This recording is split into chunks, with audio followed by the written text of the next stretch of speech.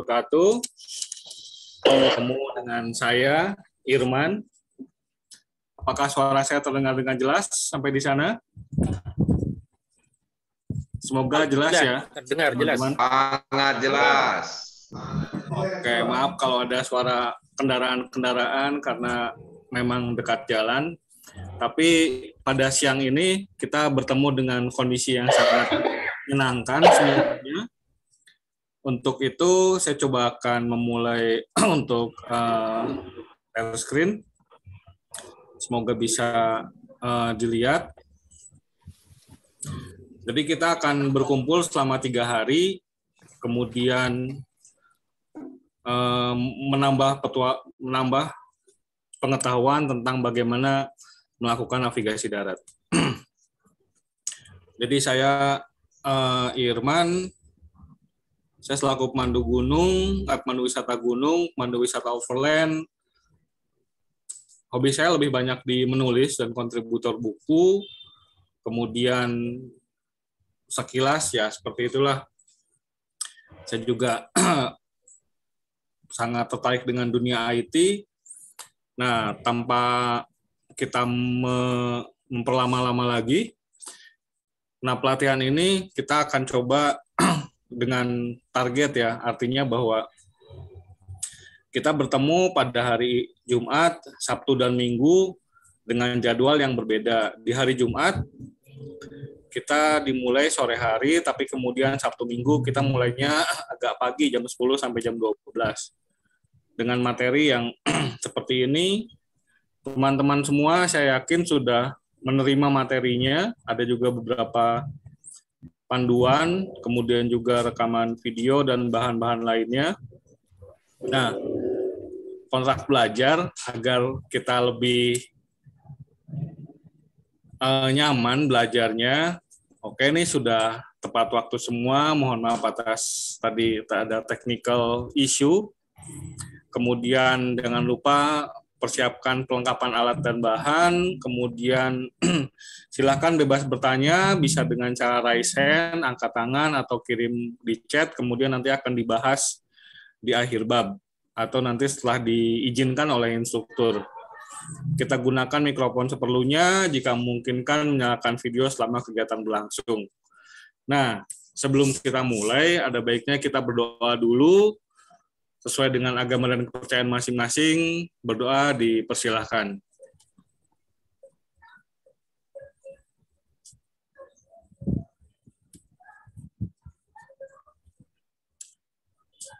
Cukup? Oke. Selamat belajar, dan kita perkenalkan ada profil narasumber, pasti teman-teman sudah tahu semuanya. Di sini ada Mas Jarodi Hestu Nugroho selaku pemandu wisata gunung level ahli. Beliau juga instruktur nasional di level 4, merupakan asesor juga di LSW Plamindo. Saat ini menjabat sebagai Ketua DPP Prop APGI DIY. Kemudian pengalamannya sangat banyak sekali, terhitung hampir ya lebih dari 12 tahun melakukan kegiatan alam bebas selaku operator wisata petualangan, operator arung jeram, dan saat ini dia juga membuka lokasi baru di Oya Trail yang terletak di Yogyakarta. Tanpa berlama-lama lagi, waktu dan tempat kami persilahkan. Monggo Mas Jarodi. Oke. Terima kasih saudara moderator, Mas Boim. Assalamualaikum warahmatullahi wabarakatuh. Salam sejahtera, salam sehat untuk kita semua. Salam navigator Indonesia. Salam pembelajar. Oke. Sekali lagi saya perkenalkan, tadi sudah diperkenalkan. Teman-teman boleh memanggil saya Jarodi atau boleh juga panggil Jarot, ya. Bisa Jarodi atau Jarot. Saya tinggal di Jogja, domisili memang di Jogja, pekerjaan di Jogja. Saat ini sedang mengurus operator perjalanan khususnya di bidang wisata petualangan yaitu Ekuator Indonesia. Kalau mau bermain bisa ke Jogja, langsung kontak saya aja ya. Oke, ini adalah sesi edukasi berpetualangan. Jadi ini adalah produk dari kami Jogja Nav Indonesia sebagai bagian dari Ekuator Indonesia, provider yang saya kembangkan di Jogja di bidang wisata petualangan. Jogja Nav Indonesia itu sendiri adalah beroperasional di bidang pengembangan sumber daya manusia yang mulai kami rintis beberapa tahun ini, 2 tahun ini, dan mulai aktif terutama pada masa pandemi ini ketika kita banyak beroperasi dari rumah ya, kita jarang berkegiatan di luar, kita banyak di rumah, maka kita kita mau kembangin nih PSDM, bidang PSDM kita, pengembangan SDM. Salah satu motifnya juga adalah mengingat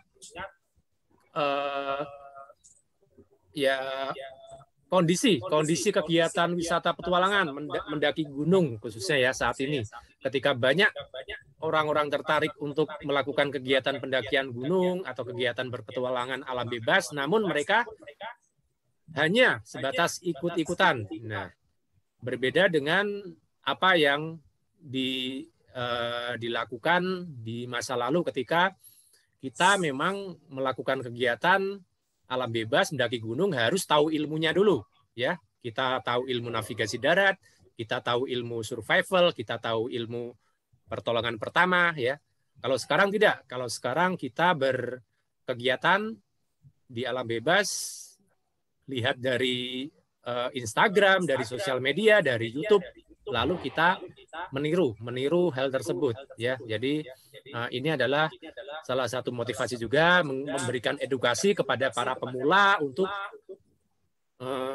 menjalankan aktivitasnya dengan ilmu yang harus dipegang ya, karena memang kegiatan petualangan adalah kegiatan yang mempunyai tingkat resiko tinggi. Jadi seyogianya kita harus menguasai ilmu-ilmu tersebut. Salah satunya yang akan kita pelajari bersama ini adalah tentang navigasi darat.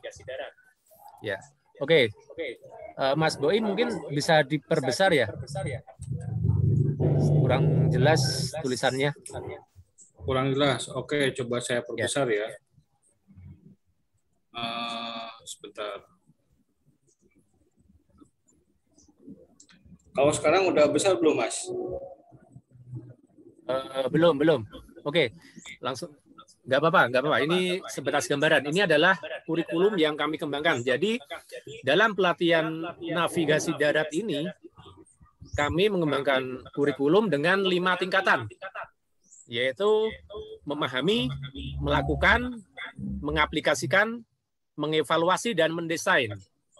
Dan 5 tingkat itu dalam praktiknya di kelas dibagi menjadi tiga kelas, yaitu kelas dasar, kelas lanjut, sampai kelas ahli ya. Yang akan kita pelajari bareng-bareng ini adalah kelas dasar. Nanti teman-teman yang ikut hari Senin akan mempelajari kelas lanjut ya.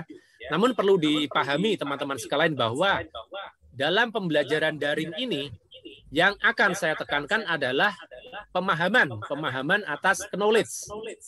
Ya, pemahaman atas knowledge. Bagaimana mengasah keterampilannya, mengasah skillnya, harus praktek lapangan. Ya, karena mengasah keterampilan tidak bisa dilakukan secara daring. Ya, yang bisa kita ambil dalam pelajaran daring adalah knowledge-nya, teorinya. Ya, insya Allah kalau sudah PPKM ini udah berakhir, kita bisa lanjutkan itu di lapangan ya. Kebetulan kami sebelum PPKM ini memang rutin melakukan kegiatan pelatihan tersebut di lapangan. Jadi ada sesi pembelajaran di kelas dan ada sesi lapangannya. Jadi selama 2 hari, 1 hari di kelas, 1 hari di lapangan. Masing-masing hari adalah 6 jam. Ya, sama halnya dengan ini totalnya adalah 6 jam. Dengan 1 hari adalah 2 jam. Sampai hari Minggu adalah 6 jam. Oke. Ini adalah kurikulumnya. Jadi yang pertama adalah memahami dasar-dasar navigasi darat. Ya, intinya adalah memahami prinsipnya. Prinsip navigasi darat itu apa? Definisinya apa? Ya. Terus yang kedua adalah pemahaman tentang peta. Ya, peta itu sangat penting. Nomor 1 dalam pembelajaran navigasi darat. Ya, kita punya peta di lapangan tanpa menggunakan kompas, tanpa menggunakan GPS. Tapi kalau kita pintar membaca kontur dan kita sudah tahu posisi kita di peta itu seperti apa, kita bisa kompas itu bisa kita bisa menggunakan sarana lain seperti matahari dan lain sebagainya. Dengan kita hanya membawa peta, kita insya Allah bisa. Tapi kalau kompas hanya membawa kompas tanpa membawa peta, kompas itu hanya sebatas untuk menunjukkan arah, ya, bukan untuk menentukan titik lokasi kita, ya. Jadi lebih baik kita membawa peta di lapangan, ya, hanya peta saja. Tapi arahannya minimal ada 2, yaitu peta dan kompas, ya. Peta dan kompas itu harus dibawa ketika aktivitas navigasi darat. Terus yang ketiga adalah menggunakan peralatan navigasi darat dengan baik, ya. Kita tahu teorinya, menggunakan kompas itu bagaimana. Terus menggunakan ini protraktor, ya, itu bagaimana. Ini protraktor, ada rumernya juga bagaimana. Kompas ada macam-macam. Ada namanya kompas orientering seperti ini, ada yang namanya kompas bidik, ya. Kita tahu cara menggunakannya. Ya, itu teorinya kita dapat, ya. Setelah elemen yang pertama ini kita dapat, kita beranjak ke elemen kedua. Ini lebih ke praktek. Ya, lebih ke praktek di lapangan. Namun teorinya akan kita pelajari hari ini, ya. Dan sampai lusa ke depan. Yang pertama ya, yaitu bisa membaca medan dengan baik dan benar, ya. Bukan hanya membaca peta. Bukan hanya membaca peta, tapi harus bisa membaca medan, membaca kondisi di lapangan yang sebenarnya. Itu. Kita mampu membaca kondisi di lapangan sebenarnya, itu membaca medan. Lalu yang kedua adalah teknik navigasi darat tanpa menggunakan peralatan, ya. Tanpa menggunakan peralatan, misal hanya mengandalkan cahaya matahari, bayangannya, atau rasi bintang, atau dengan metode menggunakan jam tangan juga bisa, ya, itu dipahami. Lalu yang ketiga adalah teknik navigasi darat secara klasikal, ya. Navigasi darat dengan menggunakan peralatan peta kompas dilakukan dengan teliti, ya. Jadi ada kompas, ya, ada kompas, dan ini ada peta. Ini ada peta, ada kompas. Jadi apa? Ini klasikal, ya, basicnya sebelum harus dipahami. Meskipun kita sudah ada di zaman digital, harus dipahami. Yang keempat adalah teknik navigasi darat dengan menggunakan peralatan modern, ya. Ini ya, seperti menggunakan GPS. Ini. Menggunakan GPS atau menggunakan smartphone juga. Ini. Kalau GPS kan mahal ya harganya. Kalau smartphone pasti kita punya, ya. Nah, smartphone ini bisa menjadi GPS, bisa dan keakuratannya tinggi kalau di lapangan. Meskipun itu kita tidak punya signal, ya, tidak ada kuota data atau tidak pakai data, pokoknya dalam keadaan offline smartphone itu bisa digunakan. Terus yang kelima adalah membawa peralatan navigasi darat dengan aman, ya, karena yang namanya peta, kompas, dan GPS itu adalah bagian dari nyawa kita di lapangan dalam keadaan terjepit, dalam keadaan kita survival, ya. Ketika kita mempunyai peta dan kompas, itu menjadi salah satu poin penting kita bisa meyakinkan bahwa kita bisa lolos dalam keadaan survival tersebut, ya. Kita punya peta dan kompas. Ini nomor 1 dan 2 ini akan kita pelajari secara intens selama 3 hari ini. Oke. Ini yang ketiga, sebagai gambaran aja bagi teman-teman. Mungkin besok ada yang ikut lanjut, ya. Yang ketiga adalah mengaplikasikan teknik navigasi darat dalam aktivitas petualangan. ya.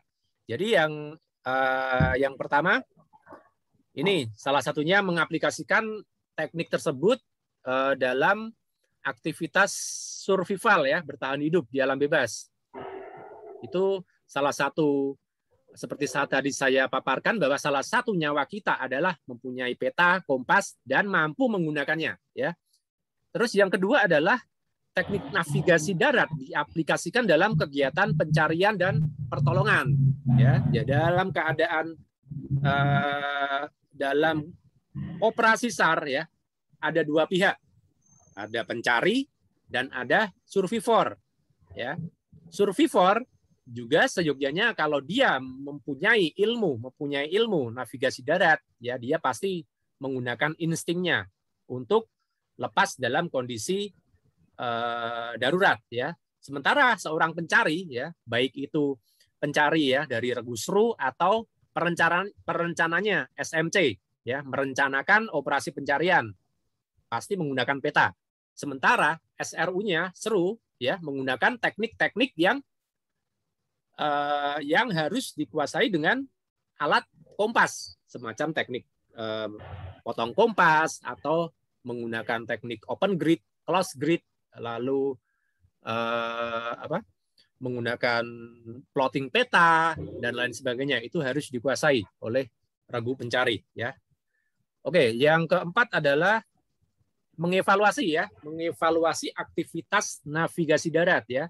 Yang pertama menganalisa aktivitas navigasi darat. Kejadian kita tersesat, ya, kondisi tersesat atau kondisi salah orientasi yang mengakibatkan terjadinya keadaan yang tidak diinginkan. Misal terjadi keadaan darurat, ya, itu harus dievaluasi. Apa sih kesalahannya? Ya, yang namanya GPS, ya. GPS kalau tidak dikalibrasi ini sama saja, ya. Menyeting GPS itu harus ada dari awal, mengkalibrasi, ya. Kita salah kalibrasi itu sudah tidak akurat. Nah, sementara sikap kita sebagai seorang navigator itu banyak sekali, akurat, teliti, cermat, tepat, detil, ya. Karena apa? Karena di sini di navigasi darat, di pemetaan ini, kesalahan pelencengan sedikit aja itu akan berakibat melenceng sangat jauh, ya. Misal nih 10 detik, ya, kita 10 detik dalam koordinat geografis, ya, itu berarti 300 meter, ya. Kita melenceng hanya 10 detik, itu sudah melenceng 300 meter, udah melewati jurang, melewati sungai, ya. Jadi memang harus teliti, ya, aktivitas navigasi darat dianalisa dengan lengkap dan teliti.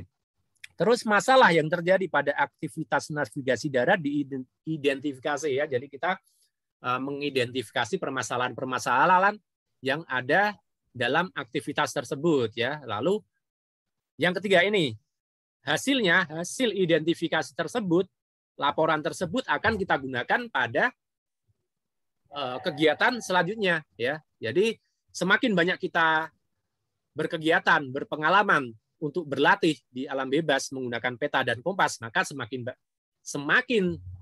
kecil pula tingkat kesalahan. Maksudnya semakin lama kita menggunakan kompas, semakin lama kita menggunakan peta, maka keakuratan kita semakin besar, ya. Jadi menggunakan peta dan kompas itu juga salah satu faktornya adalah pengalaman. Semakin sering menggunakan, maka semakin bagus, semakin baik. Yang kelima adalah untuk level ahli adalah mendesain rute perjalanan.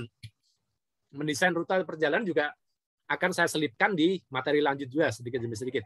Nah, kalau di ahli itu rute, jadi merencanakan rute secara manual. Jadi ini sudah masuk ke perencanaan, merencanakan perjalanan. Jadi sebelum kita melakukan perjalanan, kita harus mempunyai, misal kita harus mencari data rute di wilayah tersebut, mencari peta, lalu kita membuat rute perjalanan yang akan kita lalui sebagai panduan, ya. Karena prinsip navigasi itu memandu. Kita punya kompas, kita punya peta, itu sebagai panduan bagi kita. Rute itu panduan bagi kita untuk berpindah dari satu tempat ke tempat yang lain, ya. Kita bisa merencanakan di level 5, kita bisa merencanakan perjalanan termasuk menggambar rute. Ini ada satu secara manual, ya, secara manual dengan peta biasa aja kita menggambar, ya, kita gambar dengan peta biasa kita gambar, atau secara digital menggunakan bantuan software, ya, software. Yang ketiga adalah memodifikasi, ya, memodifikasi rute. Misal rute itu ada, rute itu sudah ada, dan kita akan menggunakan rute tersebut, namun tidak semuanya kita gunakan. Jadi ada beberapa rute yang kita potong karena memang semisal itu tidak aman, terlalu terjal, kita bisa membuat rute yang melingkar, ya. Itu memodifikasi rute. Itu juga menggunakan dasar-dasar prinsip navigasi darat. Oke, yang keempat adalah merancang rute perjalanan dengan aman, ya, sesuai dengan hasil baca medan. Oke, itu. Jadi kurikulum ini yang kami kembangkan sebagai pembelajaran bagi teman-teman sekalian, dan ini tidak hanya terbatas pada bidang di gunung, ya, karena ini bisa digunakan baik itu di sungai atau mungkin di hutan dan lain sebagainya. Jadi tidak terbatas di gunung. Oke, lanjut, Mas Moderator.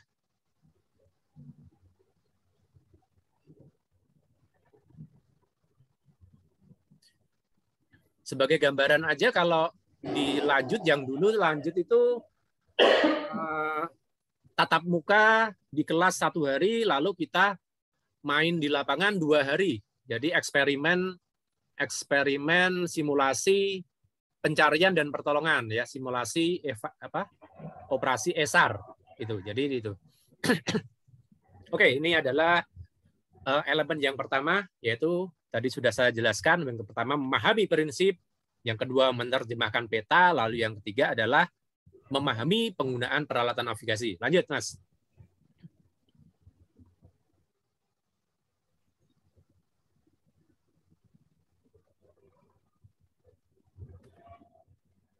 Oke, yang pertama adalah prinsip dasar navigasi darat dipahami dengan benar.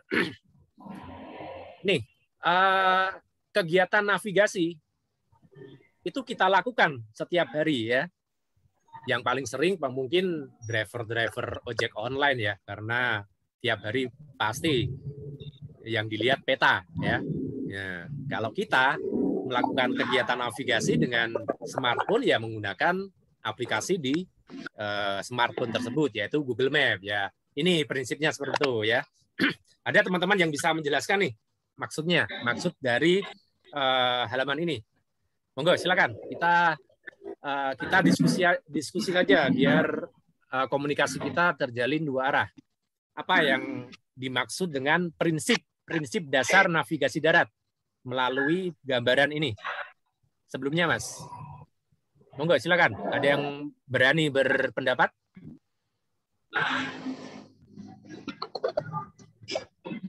Gimana, Mas, pertanyaannya, Mas? Nih, dari screen ini, dari layar ini, prinsip dasar navigasi darat ini, teman-teman udah baca kan, ya, kemarin, ya? Ada gambaran nggak? Ada gambaran artinya apa? Prinsip dasar navigasi darat itu apa? Menentukan lokasi keberadaan dan tujuan yang akan ditempuh. Kira-kira demikian, Syarat. Oke. Kurang 1, Mas. Kurang 1. Ada 3 prinsipnya. Menentukan lokasi awal, menentukan lokasi tujuan, dan menentukan rute mana yang akan kita. Oke, itu yang saya maksud, ya. Nah, ini yang sering yang kita lakukan sehari-hari, ya. Ketika kita mendapat pesan dari teman kita, lokasimu di mana, ya? Ya, dia Sherlock kan, ya. Dia Sherlock, kita langsung klik, ya. Maka akan tampak gambaran seperti ini, ya. Di gambar kanan adalah gambaran rute dari lokasi kita menuju ke lokasi tujuan. Nah, karena ini digital, karena ini tidak pakai kompas, ini berbasis GPS ya, otomatis rute diarahkan menurut rute tercepat ya, menurut rute tercepat. Jadi benar ya, Bang Ika ya. Kita tahu lokasi tujuan kita di mana. Kita sudah tentukan. Yang kedua adalah kita itu mau kemana ya? Kita mau ke misal ini, saya dari rumah mau ke stasiun Jogja. Kita mau ke stasiun Jogja. Nah, bagaimana rutenya? Rutenya seperti ini. Ada pilihan-pilihannya, pakai mobil, pakai motor, jalan kaki, ya sudah diarahkan seperti itu. Ini lengkap sekali, sudah ada rutenya, sudah ada estimasi waktunya, ya. Ini adalah bagian dari prinsip navigasi darat, ya. Lalu apa bedanya dengan peta dan kompas? Bedanya hanya kalau peta kompas itu klasikal, kalau ini modern. Kalau prinsipnya sama, ya. Kita pakai kompas, kita pakai peta, sama prinsipnya. Kita harus tahu nih, harus tahu lokasi kita di peta itu harus tahu. Nah, terus kita harus tahu kita mau kemana sih? Ya, lalu kita tahu rutenya. Nah, seperti mendaki gunung lah, mendaki gunung kita bawa peta, bawa kompas, kita sudah tahu lokasi kita di mana, kita sudah tahu puncaknya. Kalau di gunung kan jalurnya sudah jelas, kita ikuti jalur tersebut ya. Kalau misal teman-teman bawa GPS, mungkin di GPS itu sudah ada route-nya itu bisa kita gunakan sebagai panduan ya. Jadi 3 itu prinsipnya. Jadi tahu lokasi kita, tahu arah tujuan, dan rutenya. Bagaimana cara untuk mencapai tujuan Anda? Rute, bagaimana menemukan rute itu ya. Ini yang akan kita pelajari. Oke, lanjut, Mas.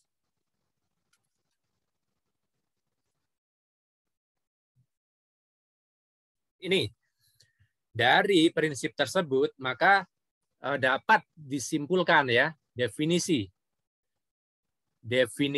navigasi darat berdasar prinsip tersebut ya, yaitu navigasi merupakan proses mengarahkan perjalanan di darat ya, karena ada navigasi udara, ada navigasi di laut, ada di kedalaman goa, bahkan ada di kedalaman laut. Kalau yang kita lakukan ada di sini adalah navigasi darat atau land navigation ya. Mengarahkan perjalanan darat yang diawali dari menentukan titik lokasi awal ya. Di mana sih lokasi kita? Apa metode kita yang akan kita gunakan untuk menentukan lokasi kita ya? Misal pakai resection ya. Resection itu merupakan metode untuk menentukan titik lokasi kita dengan menggunakan perpotongan dari 2 garis yang didapatkan dari nilai back azimut 2 buah titik yang kita bidik ya, itu resection. Lalu lokasi tujuan, menentukan titik lokasi awal lalu menentunya ke lokasi tujuan dengan menggunakan alat bantu ya.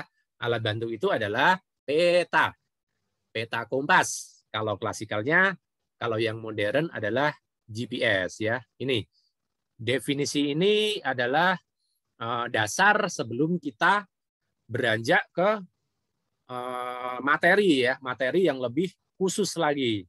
Ya, pokoknya semuanya yang ada di modul ini prinsipnya adalah mengikuti prinsip navigasi darat ya. Yang bagian sebelah kanan adalah kompetensi. Ini kompetensi kita. Sebagai seorang navigator ya, kita harus memahami nih knowledge. Kita dapat knowledge-nya. Bagaimana cara mendapatkan knowledge? Belajar. Ini adalah sarana kita ya, belajar, mendengar, mempraktekkan baik meskipun itu dilakukan secara daring, namun kita bisa mengambil knowledge-nya dari sini. Yang kedua adalah skill ya. Skill tidak bisa kita dapatkan dalam pembelajaran daring ini ya. Skill harus didapatkan setelah kita melakukan praktek. Kita melakukan praktek, baru kita dapatkan skill tersebut. Ya, dasarnya apa? Dasarnya teori. Teori yang ada dalam modul-modul dalam pembelajaran ini, ya, bisa kita praktekkan. Oke, semoga kita suatu saat nanti bisa praktek bareng ya. Kalau saya banyakkan praktek di Jogja ya. Kalau ada rezeki bisa kita ke Jogja. Oke, yang ketiga adalah attitude ya, sikap. Sikap kita seorang navigator ya. Dalam pretest kemarin di pertanyaan nomor terakhir sengaja saya berikan soal tentang attitude ini ya. Bagaimana sih attitude kita sebagai seorang navigator ya? Benar ya, banyak yang jawab teliti, cermat, detil, ya, akurat. Nah, itu adalah salah satu sikap kita. Nah, bagaimana cara kita mendapatkan sikap tersebut ya? Dengan kita berpengalaman, melakukan praktek ya, melakukan praktek setiap kali kita melakukan kegiatan alam bebas, kita bawa peta, bawa kompas ya, lalu kita melakukan praktek, mempraktekkan apa yang telah kita dapat teorinya ya, itu otomatis attitude kita akan bertambah bagus ya. Ya, ketelitian kita tambah bagus, keakurasian tambah bagus ya. Lalu ada lagi cara memperlakukan alat ya. Kalau biasanya dulu membawa peta seadanya, hanya ditekuk-tekuk. Nah, sekarang kita dapat teori ya. Oh, membawa peta ternyata peta itu harus diperlakukan dengan sangat baik karena peta adalah nyawa kita. Ya, makanya lindungilah dengan plastik, lindungilah dengan folder yang waterproof ya. Sekarang sudah banyak produk-produk untuk membawa alat-alat navigasi, terutama peta ya. Ada produk peta itu folder tembus pandang yang waterproof dan ada resletingnya dan itu bisa dimasukkan ke dalam tas kita ya. Jadi semakin kita banyak pengalaman berpetualangan maka semakin bagus pula ya, semakin bagus pula keakurasian kita. Oke, lanjut Mas Boim.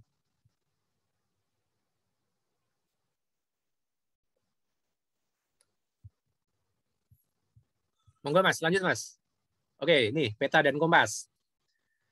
Pengetahuan tentang peta dan kompas merupakan pengetahuan tentang metode navigasi dasar yang harus dipahami para penggiat alam terbuka. Ya, ini terkait kondisi zaman sekarang. Nah, zaman sekarang itu kita melakukan kegiatan navigasi, ya, ketergantungan kita terhadap alat ini ya, ketergantungan kita terhadap smartphone itu sangat tinggi. Ya, karena ini sangat luar biasa, akurasinya juga tinggi. Ya. Dan bahkan tanpa sinyal internet, tanpa kuota data dia bisa digunakan ya. GPS. Nah, ada juga jam tangan, smartphone. Saya juga pakai jam tangan yang bisa digunakan untuk navigasi dari mereknya Suunto ya. Itu kita memang ketergantungan akan alat-alat itu sangat tinggi. Namun, yang namanya alat tersebut bukanlah sebagai pengganti. Ya, patut diingat ya. Ini bukan mengganti, ini adalah mendukung. Mendukung apa? Mendukung alat-alat yang sudah ada sebelumnya, yaitu peta dan kompas. Peta sudah ada nih, peta digital ada. Ini di GPS-nya ada peta digitalnya. Ya. Nah, tapi bukan berarti yang namanya peta yang klasikal, yang kayak gini, ya, nggak dipakai. Nah, ya, ini peta, ini ya, ini peta digital atau kompas digital, GPS digital. Perannya adalah sebagai pendukung ya. Ini jika makan dan minum adalah sumber energi kita, maka peta dan kompas adalah penuntun perjalanan kita. Ya. Itu adalah nyawa kita juga. Oke. Lanjut Mas Boim. Peta. Ini saya ambil dari sebagian besar modul di sini memang saya ambil dari yang pertama adalah US Army, literatur dari US Army, yang kedua ini ada dari National Wildfire. Jadi ini adalah sebuah lembaga untuk mengkoordinasikan bahaya kebakaran hutan itu di Amerika ya. Jadi saya banyak ambil isinya dari sini. Nah, mungkin teman-teman kalau mau buku-buku e-book digital bisa nanti akan saya share linknya. Ini ada peta adalah gambaran permukaan bumi pada bidang datar yang diperkecil dengan skala tertentu, merepresentasikan sebagian atau seluruh area bumi sebagai alat bantu navigasi ya. Ini peta adalah hasil proyeksi dari bumi ya. Bumi bulat ya. Bumi bulat lalu diproyeksikan di bumi itu kulitnya dikupas ya. Kulitnya dikupas lalu diproyeksikan ke bentuk datar seperti ini. Itulah peta. Nah, bagaimana metode proyeksi itu? Ya, itu bisa dipelajari di sistem informasi geografis ya, proyeksi ya. Yang kita gunakan sekarang adalah proyeksi silinder ya, proyeksi silinder atau transverse Mercator. Jadi bumi yang bulat itu dibelah lalu bentuknya jadi bentuk silinder seperti ini ya. Seperti ini silinder lalu dibuka. Nah, menjadi sebuah peta dalam bentuk bidang datar. Itu simpelnya proyeksi silinder seperti itu ya. Itulah yang membuat perbedaan. Ada arah utara itu ada 3, arah utara peta, arah utara sebenarnya yaitu kutub utara bumi, dan 3 adalah arah utara magnetik yang ada di jarum kompas ya. Ini peta. Ini beberapa fungsinya ya, sebagai alat bantu navigasi ya. Kita bawa ketika melakukan kegiatan pendakian gunung ya. Itu untuk membantu kelancaran program kita mendaki gunung. Yang kedua, menentukan rute perjalanan ya. Cukup jelas, kita buat rute perjalanan, kita gambar di peta, itulah yang akan kita ikuti ya sebagai panduan. Ini menentukan lokasi, titik atau area tertentu ya, seperti mata air, sumber daya mineral.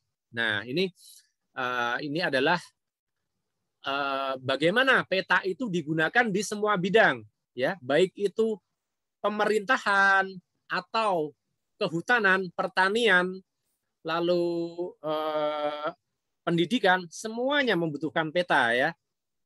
Mengolah peta dari peta dasar menuju membuat jadi peta tematik untuk kegiatan-kegiatan yang sifatnya ya di bidang sosial, ekonomi, kemasyarakatan dan lain sebagainya ya. Yang keempat, ya ini alat dukung menentukan ukuran suatu kawasan ya. Ini terkait kebutuhan kita akan pertahanan dan keamanan nasional ya. Itu peta itu sangat penting. Jadi di situ batas-batas negara dipetakan ya. Jadi ini hubungannya dengan kedaulatan negara kita ya. Ini udah pertahanan dan keamanan. Lalu alat dukung operasi pencarian dan pertolongan. Cukup jelas bahwa dalam operasi pencarian dan pertolongan, perencanaan dilakukan oleh SMC itu menggunakan peta ya, menggunakan analisa yang dasarnya adalah peta. Yang terakhir, alat dukung dalam mitigasi bencana di Indonesia ya. Seperti sekarang ini kita sudah setahun lebih terkungkung dalam pandemi COVID-19 ya. Dibutuhkan peta juga digunakan untuk memetakan zona ya, ada yang zona merah, ada yang zona kuning, zona hijau, itu menggunakan peta ya. Jadi kebutuhan akan peta itu bukan hanya untuk kegiatan mendaki gunung, untuk kegiatan petualangan, itu sangat luas ya. Jadi teman-teman belajar navigasi darat kelak ya, ini hubungannya akan dengan ilmu pemetaan ya, ilmu kartografi ya. Teman-teman bisa belajar juga itu ilmu kartografi, ada di sistem informasi geografis, dan itu sangat berguna di setiap aspek kehidupan. Oke, lanjut. Ini jenis peta. Sebenarnya jenis peta itu sangat banyak parameter yang membedakan antara peta yang satu dengan yang lain. Ada yang berdasarkan skalanya, ada yang berdasarkan fungsinya, penggunaannya, ada yang berdasar tahun pembuatan. Namun secara global, secara universal, saya bagi peta berdasar isi itu ada dua, ya. Jadi ada peta dasar, yang kedua adalah peta tematik, ya. Peta dasar merupakan peta yang menggambarkan keadaan bumi secara umum. Nah, peta ini adalah peta topografi, peta yang teman-teman pegang, ya, yang sudah teman-teman print, ya, itu diolah dari peta RBI, peta rupa bumi Indonesia, yang dikeluarkan oleh Badan Informasi Geospasial, yaitu lembaga pemerintahan yang memang mempunyai wewenang untuk membuat peta. Itu adalah Bakus Hurtanal, ya. Itu dibuat oleh itu, ya. Peta dasar itu dasar, basic, belum diolah sama sekali, ya. Cuman ada topografinya, ada wilayah permukimannya. Itu adalah peta dasar. Lah, ada legendanya dan lain sebagainya. Nanti kita akan mempelajari bagian-bagian dari peta dasar. Ini peta dasar yang sering kita lihat sebenarnya ada banyak sih, tapi ini yang sering kita bawa aja. Yang pertama adalah peta AMS. Ya. Peta AMS itu dibuat oleh perusahaan kartografi milik Dinas Pertahanan Amerika Serikat, yaitu Army Map Service, ya. Jadi Army Map Service itu dari tahun 1942 sampai 1968, hampir 25 tahun. Itu tugasnya ya ini, membuat peta, ya.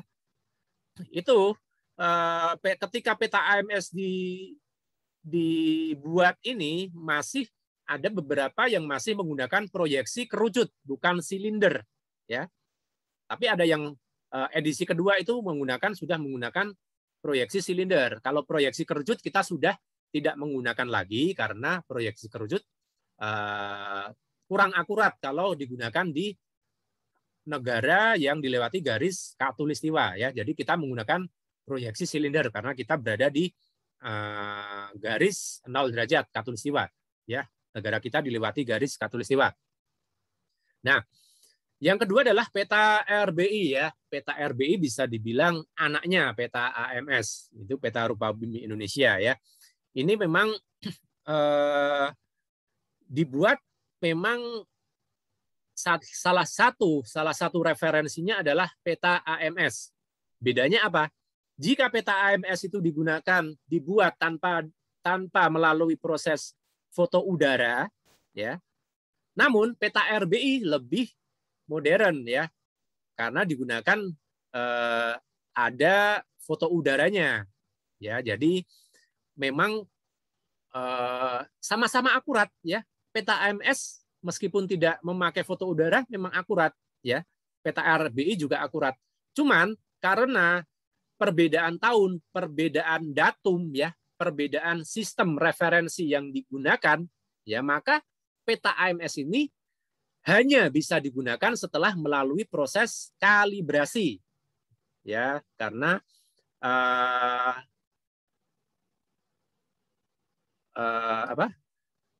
kalibrasi ini penting sebelum peta lama ini digunakan, ya. Peta lama bisa digunakan, bisa, asal kita tidak menggunakan di wilayah permukiman atau perkotaan, ya. Yang kita gunakan cuma topografi. Kalau permukiman dan perkotaan tidak ada, karena memang selama 60 tahun pasti banyak rumah, banyak gedung, ya, yang dulu di peta lama tidak ada, sekarang di peta RBI sudah dipetakan. Jadi hanya bisa digunakan di misal di gunung, ya, kita bisa gunakan peta AMS asal bisa dikalibrasi, ya. Kalau sekarang saran saya, ya, sampai seterusnya, ya, sampai kita belajar di mana-mana, kita gunakan aja peta yang sudah update ini, peta RBI, ya, bisa di-download, ya, nanti akan saya tunjukkan. Oke, yang kedua adalah peta tematik, ya. Jadi peta tematik adalah menggambarkan keadaan yang ingin ditampilkan secara khusus, ya. Misal saat ini, ya, kita menggunakan peta tematik untuk mitigasi bencana pandemi COVID-19. Ya, lalu pertanian, di bidang pertanian, misal peta saluran irigasi. Ya, itu dibuat dengan dasarnya adalah peta RBI. Menggunakan peta dasar lalu diolah dengan software menjadi peta tematik ya.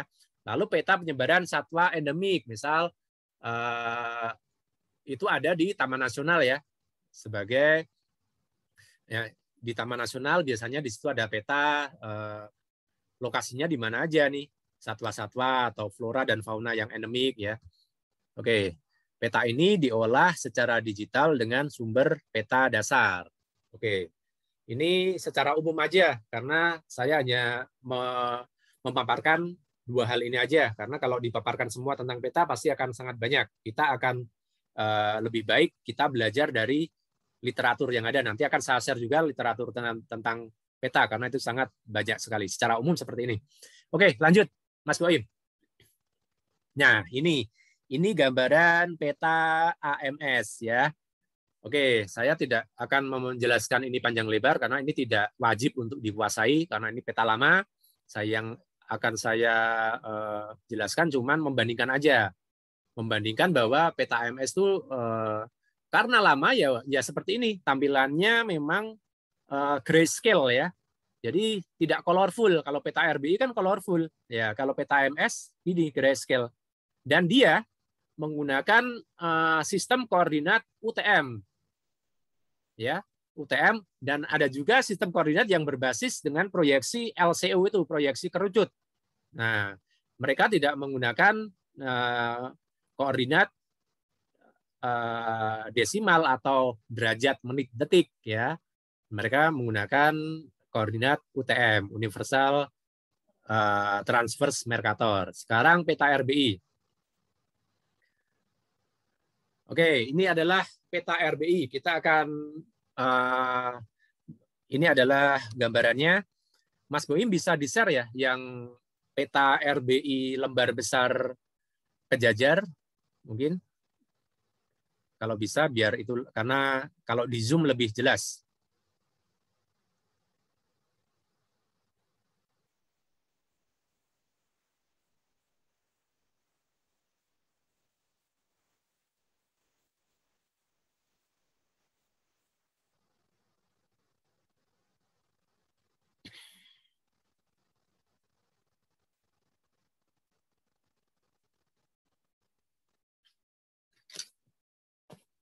Nah, minta tolong di Zoom per bagian, Mas Boim.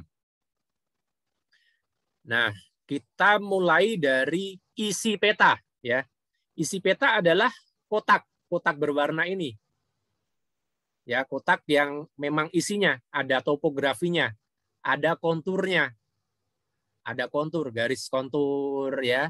Yang itu adalah berarti beda ketinggian. Jadi ada beda ketinggiannya. Itu adalah topografi. Ada permukimannya. Ada daerah persawahan ya. Terus ada daerah bebatuan. Itu adalah isi petanya ya. Ini sebenarnya yang kita butuhkan ketika melakukan kegiatan navigasi darat.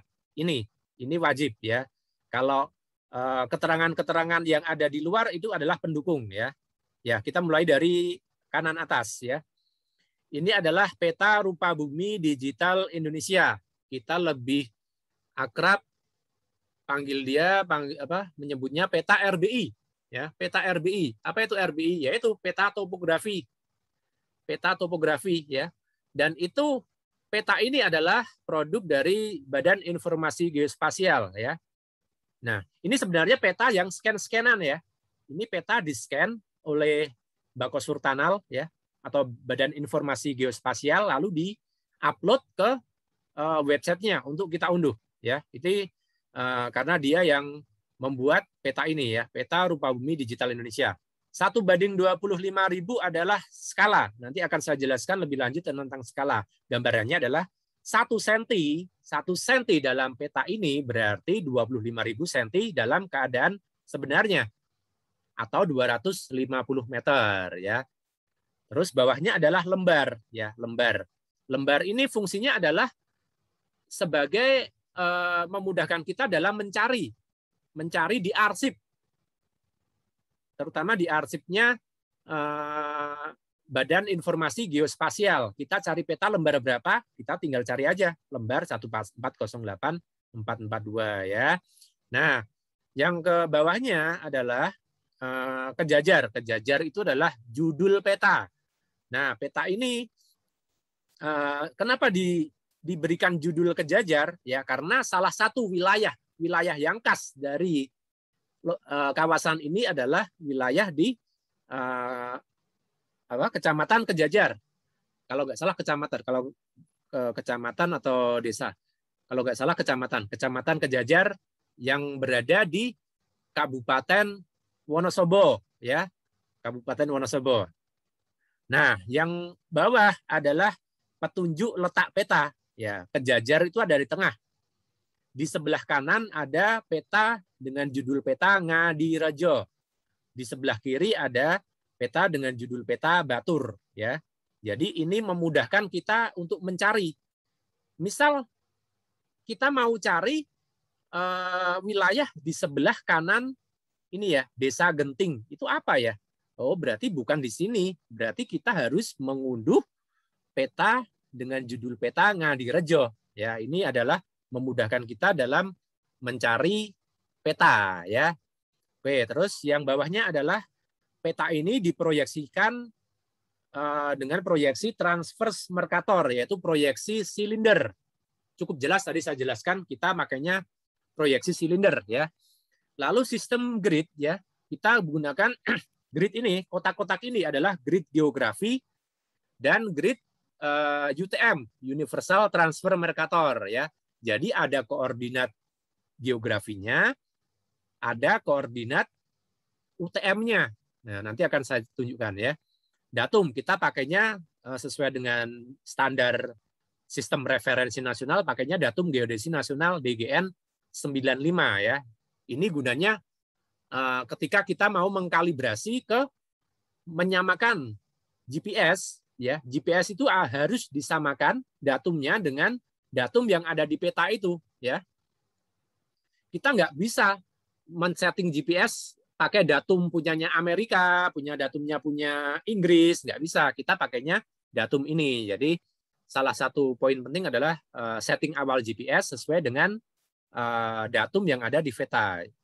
Datum vertikal, ya itu pakainya Jakarta, satuan pakai meter ya. Kita di Indonesia pakainya meter. Kalau di luar negeri banyakkan pakainya mil ya. Selang kontur atau interval kontur 12,5 meter. Berarti setiap garis kontur memiliki beda ketinggian 12,5 meter. 12,5 meter ya. Jadi setiap 100 meter itu ada 8 garis kontur. Oke. Ini adalah penerbit peta Bako Surtanal, sekarang sudah ganti namanya menjadi Badan Informasi Geospasial, alamatnya di Cibinong ya. Kalau teman-teman mau peta yang paling update ya, harus email. Misal saya pengen peta Merapi setelah tahun 2010, karena peta Merapi yang ada di websitenya BIG itu masih lama ya, tahun 96 sebelum meletus ya. Kita butuhnya peta Merapi yang setelah meletus, karena perbedaannya ada perbedaan ya. Kita mau cari peta terbaru ya, kita kontak emailnya Bako Surtanal ya. Kita mau cari peta ini, tujuannya apa ya, terus akan dikirimkan. Tentu saja membayar ya, kalau itu membayar. Kalau ini peta ini gratis karena kita ngunduh di websitenya. Kenapa gratis? Salah satunya karena ini peta lama tahun 96. Tapi meskipun lama masih valid, masih relevan digunakan di zaman sekarang ya. Oke, ini adalah legendanya. Cukup jelas, ada dari mulai persawahan, permukiman, ada masjid, ada makam, sekolah dan lain sebagainya. Bawahnya Mas, yuk di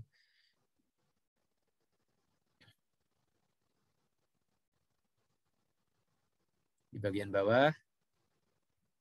Bawahnya legenda.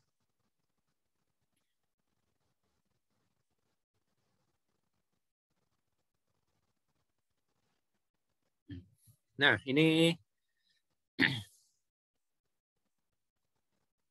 ini peta ini dicetak oleh Bako Surtanal Nah, ini adalah keterangannya. Peta ini menggunakan foto udara, ya, dengan foto udara dan survei lapangan. Foto udara tahun 93, lalu survei lapangan tahun 98. Kalau peta lama, peta AMS tidak ada foto udara karena belum ada teknologi. Ya, kalau sekarang kita sudah pakai foto udara, ya. Termasuk yang ada di Google Earth itu juga dari foto satelit, foto udara, ya. Peta ini bukan memberikan referensi, ya. Kita kadang ada beberapa kesalahan dalam penulisan, ya. Ada kesalahan penulisan, baik penulisan alamat, ini wilayah, atau bahkan penulisan sudut deklinasi, ya. Saya sering juga ada kesalahan deklinasi, itu bisa dilaporkan ke Bakos Hurtanal, sebenarnya apa sudutnya sebenarnya berapa gitu. Itu bisa. Ini petunjuknya pembacaan, tidak akan saya jelaskan, nanti akan dijelaskan di bab yang lain. Ini pembacaan koordinat geografis, yaitu derajat, pakainya derajat, menit, dan detik. Ya. Lalu bawahnya, Mas, ini adalah petunjuk pembacaan koordinat UTM atau grid, ya, grid UTM. Itu berdasarkan proyeksi yang silinder, yang seperti yang ada di peta AMS, peta lama, menggunakan koordinat UTM. Ini petunjuknya seperti ini. Nanti akan saya jelaskan. Oke, lanjut ke kiri, Mas. Ini cukup jelas, batas-batas. Lanjut lagi.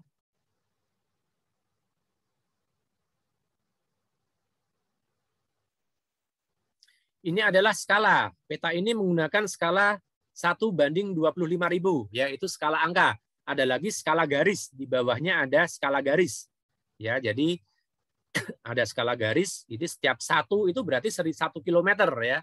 1000 meter. Nah, Mas tolong tampilkan koordinat UTM dan koordinat derajat menit detik, biar teman-teman bisa membedakan. Ini, yang peta ini aja, kejajar aja. Kejajar aja. Nah, ini yang warna biru, ya. Yang warna biru adalah koordinat geografis. Derajat kita pakainya derajat, menit, dan detik, ya. Sementara yang warna hitam adalah koordinat UTM, ya, 0385. 000 artinya adalah 385.000 meter. Nanti akan saya jelaskan. Jadi penulisan simpelnya seperti ini. Kalau yang hitam adalah koordinat UTM, yang biru adalah koordinat geografis, ya. Kita pakainya derajat, menit, detik. Sementara garis biru ini, tolong karvaknya, Mas, diperlihatkan karvak. Nah, ini ada karvak bujur sangkar, ya. Ini ukurannya 30 detik kali 30 detik. Nah, nanti akan saya jelaskan juga apa itu detik, apa itu menit, apa itu derajat. Nanti akan saya jelaskan. Nah, ini adalah karvak. Karvak itu adalah kotak bantu, kotak semu, garis semu untuk memudahkan kita dalam melakukan plotting koordinat pada peta, ya. Jadi peta ini digaris, tapi yang digaris adalah koordinat geografisnya, bukan UTM. Kalau kita mau pakai UTM, ya tinggal digaris aja. Ini ada garisnya. Yang garis hitam ini, itu ada garisnya UTM. Nah, oke, lanjut ke deklinasi, Mas, yang paling kiri. Ini yang terakhir, bagian yang terakhir. Nah, deklinasi. Ini juga sebagian besar kita mengabaikan, ya. Tapi memang harus dipelajari deklinasi tersebut, ya. Ini adalah deklinasi magnetik, yaitu nanti akan saya jelaskan lebih lengkap di bab selanjutnya. Pada dasarnya adalah utara peta itu beda dengan utara yang dihasilkan oleh kutub magnetik kompas, dan berbeda juga dengan utara yang ada di kutub utara, ya. Jadi ada 3 utara sebenarnya, yaitu kutub utara, utara peta, dan utara kompas, ya. Dan ini adalah derajatnya.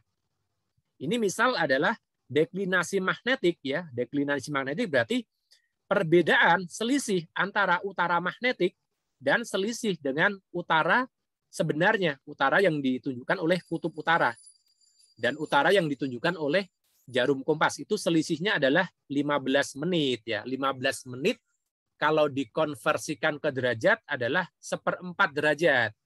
Sangat kecil ya, sangat kecil. Sebagian besar kita mengabaikan sudut deklinasi ini karena kita berada di Indonesia sangat kecil. Jadi kalau saya sering diabaikan ya, karena kalau di Jawa cuma 1/4 derajat, tapi kalau kita berada di Amerika atau di dekat dengan semakin dekat dengan kutub utara, itu harus dikalibrasi. Kompas kita harus dikalibrasi ya, karena sangat besar deklinasi magnetik di situ, 20 derajat, 40 derajat ya. Gitu. Jadi memang ini penting deklinasi magnetik. Oke, ini adalah bagian dari kita. Kita akan lanjut ke materi selanjutnya, bab selanjutnya, materi selanjutnya. Namun sebelum kita ke materi selanjutnya, saya tawarkan, oh iya, ini belum, ini karena masih peta. Nah, ini teman-teman, lanjut Mas. Di mendownload peta. Nah, ini adalah cara mendownload peta RBI. Silahkan cari di website ini ya, www.tanahair.indonesia.go.id ya. Nah, ini khusus untuk teman-teman di Sumatera ya. Di Sumatera tidak semua dibuka ya, Mas. Tidak di semua dibuka. Kalau di Jawa semua dibuka. Dan itu 1:25.000. Kalau di Sumatera skalanya yang dibuka 1:50.000 ya. Petanya besar. Dan tidak semuanya dibuka. Kadang, wah kok petanya belum tersedia di situ ya. Saya tidak tahu kenapa tidak dibuka. Tapi kalau memang wilayah-wilayah itu terpencil ya, terpencil dan memang belum dilakukan survei lapangan dan lain sebagainya, atau dengan pertimbangan bahwa itu peta memang rahasia seperti di Papua ya, karena kita sulit sekali mengakses peta Papua secara gratis ya. Pasti harus dengan izinnya ke TNI ya, atau izinnya dengan surat resmi ya, untuk daerah-daerah yang rawan, yang konflik dan lain sebagainya. Kalau di Sumatera ada beberapa yang memang tidak bisa dibuka. Jadi memang kalau misal teman-teman di sini dari Sumatera bertanya-tanya, oh kok peta Sumatera nggak ada ya di sini ya, ya jadi gitu. Jadi tidak semuanya dibuka ya. Jadi begitu. Teman-teman bisa cek ya nanti ya di www.tanahair.indonesia.go.id. Peta ini gratis ya, cuman butuh kuota data. Lanjut Mas.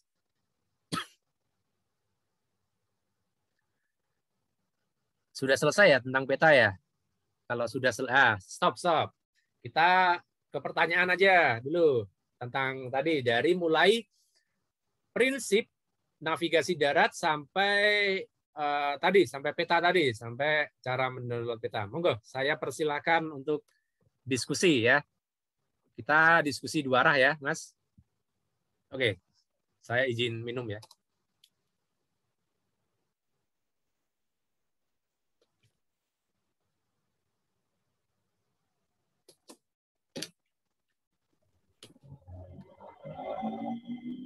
Monggo, ada pertanyaan? Oke, saya. Monggo, Mas Tulus. Baik, terima kasih atas waktunya. Langsung saja untuk menyingkat waktu. Satu, tentang peta tematik, Mas. Jadi gini, sebetulnya seberapa penting tematik itu harus ada, begitulah maksud saya. Kalaupun itu tidak mempengaruhi suatu kondisi suatu daerah, kenapa harus ada peta tematik? Terus yang kedua itu tentang bagian dari peta itu kan saya sering lihat ini ada kontur-kontur. Nah, fungsi kontur tersebut sebetulnya untuk apa, Mas? Artinya yang sering sering Mas Jarodi jelaskan kan pasti bujur barat, bujur timur, terus derajat, detik dan menit itu lebih difokuskan daripada konturnya tersebut gitu. Terus kenapa itu harus ada di peta konturnya? Terima kasih. Oke, terima kasih Mas Tulus ya. Dimulai dari pertanyaan pertama tentang peta tematik ya. Peta tematik itu perlu ya, sangat perlu digunakan karena memang ketika peta itu dikeluarkan oleh Badan Koordinasi Survei dan Pemetaan Nasional, atau sekarang namanya jadi BIG, Badan Informasi Geospasial, itu petanya masih bentuknya sederhana, masih seperti tadi seperti tadi, dengan informasinya ya cukup hanya legenda, ada deklinasi, cara membaca arah. Nah, namun di situ tidak ada informasi-informasi yang spesifik ya. Misal kita pengen tahu, mana sih hutan-hutan yang menjadi rumahnya satwa endemik ya. Nah, peta tematik ini dibuat dengan penelitian. Harus ada penelitian. Nah, dari penelitian tersebut, terus ada tim pemetaannya, tim kartografernya yang membuat peta berdasarkan hasil data penelitian tersebut ya. Misal sudah dipetakan satwa-satwa endemik di Taman Nasional Gunung Merapi itu jumlahnya sekian, lokasinya di sini dan di sini. Nah, maka dibuatlah peta tematik sebagai sumber informasi bagi pihak-pihak yang membutuhkan. Nah, itu contohnya. Dan banyak hal-hal lain seperti di pertanian atau di kesehatan. Sekarang ya, di bidang kesehatan sangat perlu terkait pandemi COVID-19. Untuk pertanyaan yang kedua, interpretasi kontur akan ada di bab yang berikutnya. Namun saya akan berikan sedikit penjelasan bahwa kontur ini fungsinya adalah sebagai sebagai membedakan ketinggian dari tempat satu dan tempat yang lain. Nah, itu salah satunya. Jadi ada yang tingginya 1000, ada yang tingginya 2000 ya. Karena yang namanya peta ini gambaran 2 dimensi, bukan 3 dimensi. Kalau dengan gambaran 3 dimensi kita bikin maket ya, kita sudah tahu ketinggiannya ini di sini berapa, lebih tinggi. Tapi kalau gambar 2 dimensi seperti ini ya, gambar di kertas, kita bagaimana kita cari tingginya ya, itu harus ada namanya kontur ya. Jadi itu karena ini bentuknya kertas 2 dimensi, jadi butuh kontur sebagai yang akan membimbing kita mengenali topografi di kawasan tersebut. Oke, Mas Tulus. Mungkin itu, Mas. Oke, terima kasih. Sangat jelas, Mas. Oke, siap. Ada pertanyaan lagi dari teman-teman? Oke, kalau enggak, lanjut lagi ya. Lanjut, Mas Boim. Oke ya. Ada pertanyaan nih, Mas Jarod. Oh, monggo, Bang Eka. Mas Yondra, Mas Jarod. Ya, dari Yondra, Mas Jarod. Oh ya, namanya Eka di situ. Ya, sebelahan kami. Oh ya, sebelahan. Siap. Tadi kan ada koordinat geografis, kemudian ada UTM, Mas Jarod. Perbedaan dari keduanya apa, Mas Jarod? Bedanya dan kapan dipakai koordinat geografis dan kapan dipakai koordinat UTM? Terima kasih, Mas. Oke. Terima kasih, Mas Indra. Itu nanti akan kami jelaskan lebih detail. Namun sebagai gambaran adalah perbedaannya bahwa koordinat geografis satuannya adalah derajat ya. Itu derajat, menit dan detik. Itu derajat. Sementara UTM lebih detail karena satuannya adalah meter dan itu lebih mereferensikan jarak. Ya, jarak dalam meter. UTM itu digunakan pada wilayah-wilayah yang spesifik. Misal daerah pertanian, daerah pertambangan, atau untuk operasi SAR.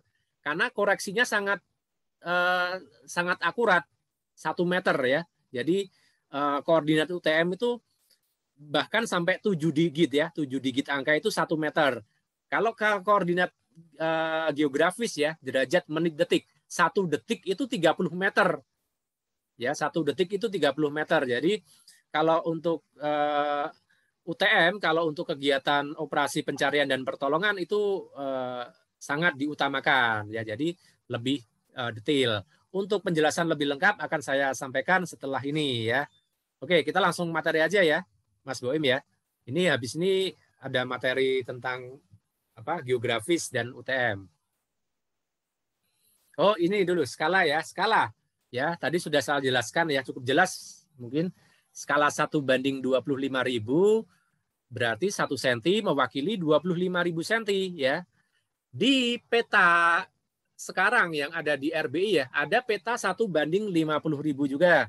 Ada peta yang global ya, 1:100.000. Kalau peta provinsi biasanya 1:500.000 atau 1:1 juta ya. Ya, kalau untuk kita untuk berkegiatan di lapangan, saya sarankan memakai peta 1:25.000 ya. Untuk kegiatan operasi SAR ya, operasi pencarian dan pertolongan ya, saya sarankan peta ini diolah lagi menjadi peta yang lebih detail, bahkan 1:10.000. Bagaimana caranya? Ya, bagaimana caranya? Ya, kita tinggal di print di kertas, lalu jadikan itu sebagai peta skala 1:10.000. Karvaknya diperbesar ya. Jadi daerah konturnya lebih terlihat detail. Itu di 1:10.000, bahkan 1:5.000 ya. Untuk kegiatan operasi pencarian dan pertolongan itu lebih detail lagi. Itu akan saya berikan di materi lanjut ya untuk operasi SAR ya. Materi lanjut adalah untuk membuat peta 1:5.000, 10.000 dan lain sebagainya. Ya, ya, monggo. Terima kasih Mas. Berarti kan kalau skala 1:25 ini maksudnya itu double ya. Berarti 1 untuk menentukan jarak meter, menentukan jarak, dan untuk menentukan ketinggian. Gitu maksudnya Mas Jarod? 1 cm ini jarak bukan jarak ketinggian, itu jarak.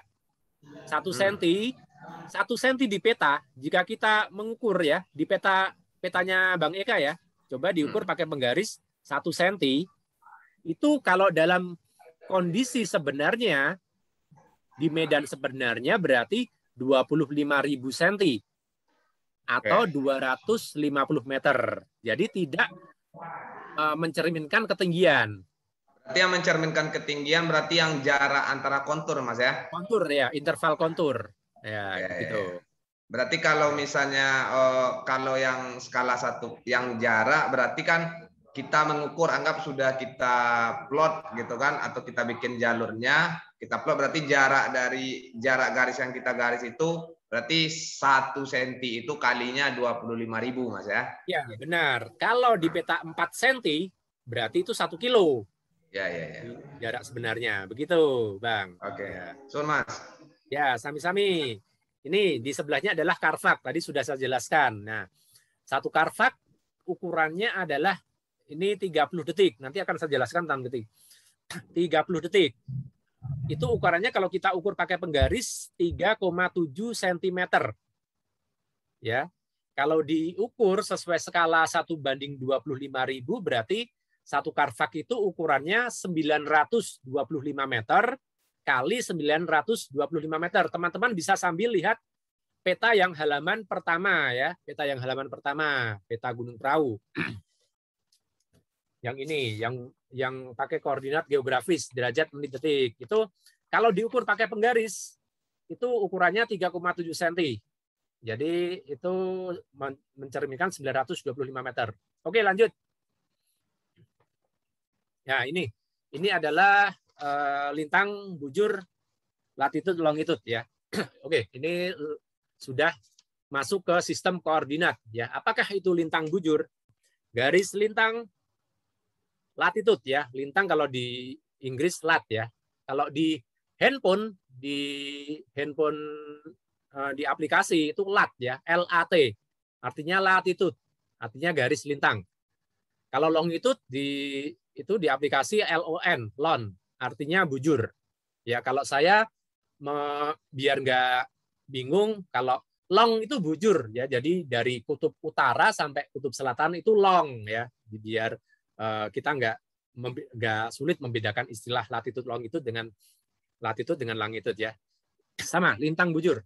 Oke, lintang bujur adalah sistem global yang secara tepat mengidentifikasi lokasi dengan menggunakan garis ekuator sebagai titik acuan garis lintang dan prime meridian sebagai titik acuan garis bujur. Nah, nih saya jelaskan.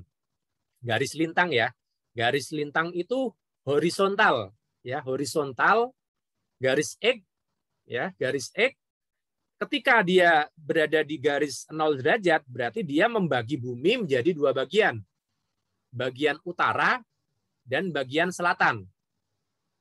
Nah, garis lintang itu semakin ke atas semakin bertambah derajatnya hingga lintang utara, kutub utara adalah 90 derajat lintang utara ya. Itu yang patut dicatat ya, yang harus dihafalkan. Lintang itu pokoknya lintang horizontal. Garis yang datar, horizontal. Ya. Itu harus hafal, lintang horizontal. Nah, sampai ke selatan 90 ya. Jadi ada totalnya dari utara sampai selatan itu 180.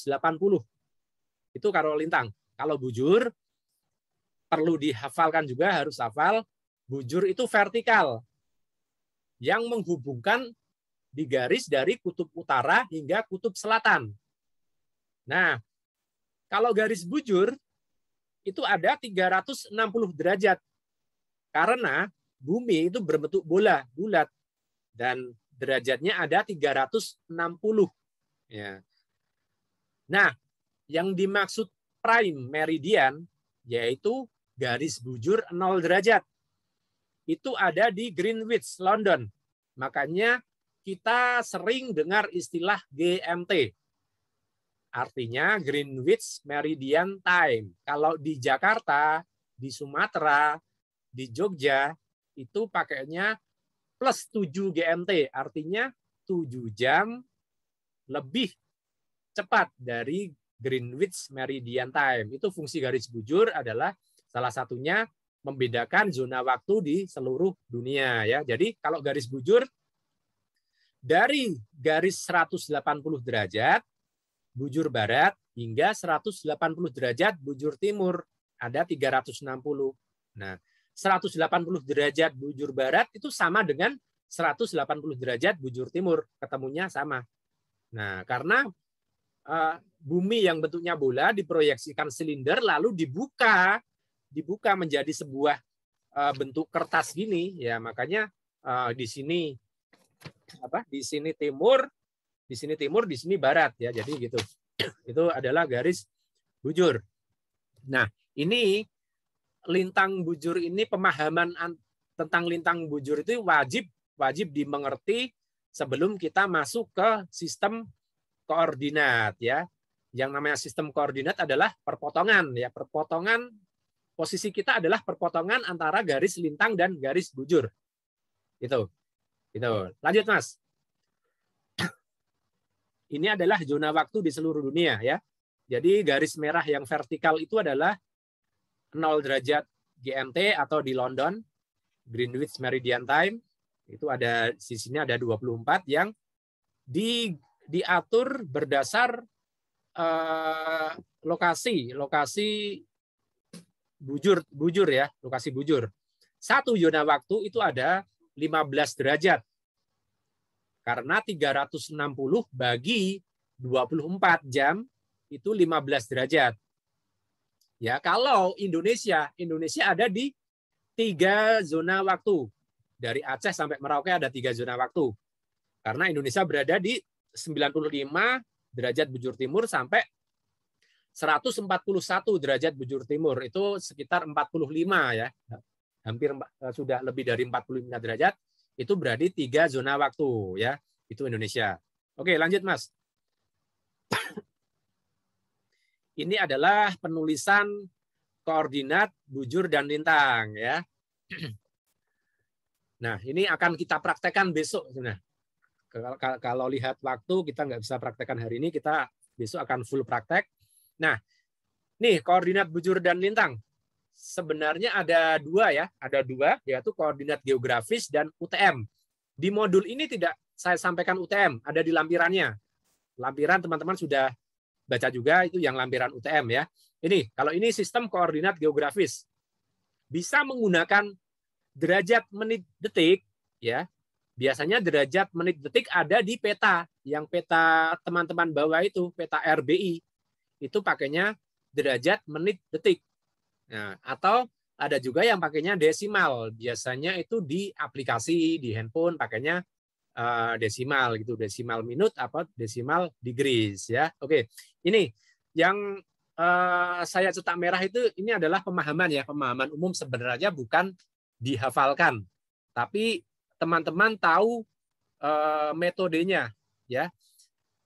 Seperti saya kasih tips aja ya, yang namanya ilmu navigasi darat, ilmu kartografi itu adalah penggabungan dari matematika, geografi, sama seni.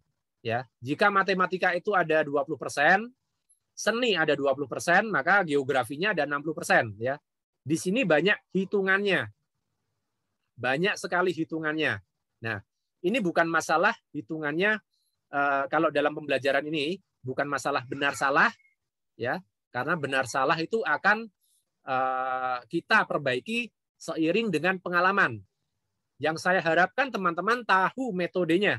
Salah tidak apa-apa, tapi yang penting tahu metodenya. Kenapa kok bisa begini? Ya, kenapa kok bisa begitu? Teman-teman tahu metodenya. Tidak perlu menghafal rumus, ya, tidak perlu menghafal rumus, tapi yang penting harus tahu metodenya. Ya, nih salah satunya adalah garis bujur. Ya, garis bujur itu ada 360 derajat ya, 360 derajat. Nah, 1 derajat ya. 1 derajat itu berarti 60 menit. Nah, 1 derajat itu adalah 60 menit. Menit itu bukan satuan waktu, tapi di sini adalah satuan derajat, satuan desimalnya derajat, pecahnya derajat. 1 derajat itu ada 60 menit. Ya, ketika sudah berganti, setiap berganti 60 menit, maka bertambah derajatnya. Ya, gitu. Teman-teman harus tahu ini 1 derajat sama dengan 60 menit. Boleh dicatat atau ikutin modulnya lalu di stabilo. Lalu 1 menit adalah 60 detik. Seperti halnya di satuan waktu 1 menit 60 detik. Kalau di satuan derajat sama 1 menit 60 detik. Nah, ini misal berapakah 7,5 menit? Ya, ada ya 7,5 menit. Itu ada berapa? 7,5 menit itu adalah 1/8 dari 60 menit. Artinya 1/8 derajat. Artinya berarti 0,125 derajat ya. Itu. Kalau 15 detik berapa menit? 15 detik ada 1/4 menit ya. Ini tidak perlu dihafalkan ya. Yang perlu teman-teman pahami adalah yang tadi yang saya utarakan yang pertama tadi, 1 derajat itu 60 menit, 1 menit 60 detik. Ya, itu harus teman-teman pahami ya. Oke, misal begini. Ada derajat 7 derajat 20 menit 30 detik. Ya, berarti berapakah kalau menitnya berapa? Ini kita tidak usah menghitung angka 7-nya ya. Ini 20 menit 30 detik. Artinya berapa? Artinya 20,5 menit. Karena 30 detik itu setengah menit. Jadi 20,5 menit. Ya, itu seperti itu. Ini 7, 20. Ini hitungannya seperti ini ya. Jadi tidak perlu dihafalkan karena yang jelas teman-teman harus tahu metodenya. Ya. Lanjut, Mas. Ini adalah latihan. Nah, besok kita akan latihan ini ya. Teman-teman yang penting tahu prinsipnya, tahu metodenya. Ini contoh merubah desimal degrees menjadi derajat menit detik ya. Ini bukan masalah nanti teman-teman salah atau benar, yang penting tahu metodenya. Nah, sebenarnya merubah desimal ke derajat menit detik itu tidak perlu hitungan karena sudah ada aplikasinya, sudah ada softwarenya. Kenapa teman-teman harus belajar ini? Agar tahu metodenya, ya. Dengan menghitung, dengan langsung latihan, berarti teman-teman akan belajar metode. Misal derajat ini 7,9 sekian, ya. Berarti berapa menit ini? Kita belum tahu menitnya. Menitnya adalah 0,935 kali 60 menit, ya. Oke, ini tadi belum saya jelaskan. Kalau tanda petik 1 itu artinya menit. Kalau tanda petiknya 2 artinya detik. Kalau derajat, ya, kalau derajat bulat kecil di atasnya itu derajat. Kalau tanda petik 1 menit, kalau 2 detik, ya itu. Berarti ini ada menitnya segini, 7 derajat 56,1408 menit. Kita sudah dapat menit. Menitnya 56. Berapa detiknya? Kita kalikan lagi dengan 60. 0,1408 kali 60 detik. Jadi 7 derajat 56 menit 08,4 detik. Kita sudah dapat hasil derajat, menit, dan detik. Hal yang sama kita hitung pada garis bujur, ya. Jadi itu prinsipnya seperti itu. Oke, besok kita akan praktek, ya. Besok kita prakteknya besok. Lalu kita lanjut lagi, Mas. Ke UTM, ya. Kita lanjut langsung ke UTM, Mas. Tadi langsung ke lampiran UTM.